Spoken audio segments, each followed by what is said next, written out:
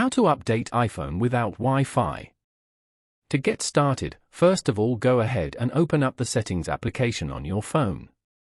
Once you're here, go to Mobile Service. From here, you can manage your network provider settings. Now, turn on the toggle switch for mobile data. Then, go to Mobile Data Options.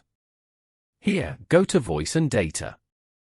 On this page, choose 5G Auto or 5G On to ensure a fast connection.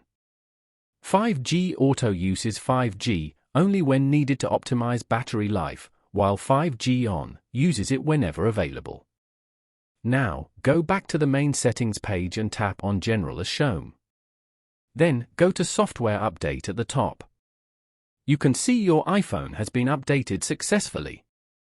You can also check for any new software updates over here and install them using your mobile data.